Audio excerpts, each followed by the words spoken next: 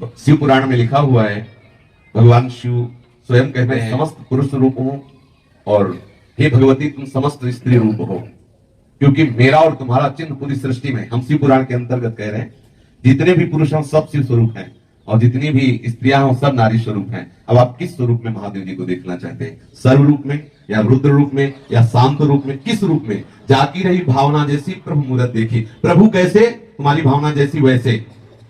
किसी की भावना है कि प्रभु का रूप नहीं, तो प्रभु अरूप रूप से अनुभव में आते हैं। किसी की भावना प्रभु राम रूप, तो राम रूप में। आज हमारी भावना कामी है तो कामिनी रूप में।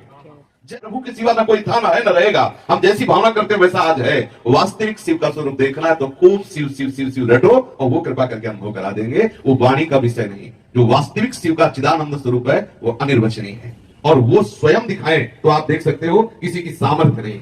तो ही जाने के देहु जनाए, और जब जान जाओगे तो तुम में और उनमें अंतर नहीं रह जाएगा। मतलब इतने में समझो, कृति माने रचना। जी ये सब रचना है ना, तो कोई रचनाकार है ना, इतना मान गए ना। जी कृति माने रचना, प्रकृति, जितना भी जो कुछ है वो एक रचना है। इसका रचनाकार कोई है? आश्चर्य की बात यह है कि जैसे कुम्हार मिट्टी के पात्रों की रचना करता है तो कुम्हार और होता है, चाक और होती है और मिट्टी का पात्र और होता है, लेकिन इसमें रचनाकार ही रचना बन करके आया हुआ है। वासना वासुदेवस्य वासितम भुवनत्रयम् सर्वभूत निवासोऽस्मि वासुदेव नमोस्तुते। इसीलिए शुद्ध बुद्धि की आवश्यकता है। वो निराकार है, वो साकार है, वो न निराकार है न साकार है, वो सत है, वो असत है, वो सत असत से परे है। इसीलिए वेद जिसे नेति नेति कहते हैं, महामहिमा में योगी मुनि जिनके लिए तरसते रहते हैं और वो कृपा करके बरसते रहते हैं। हम जैसी भावना करें वैसा ही हमें यथामाम प्रपद्यन्ते तास्तथे भजाम्यहम्, क्योंकि वही सर्वरूप है, उसके सिवा कुछ और है ही नहीं।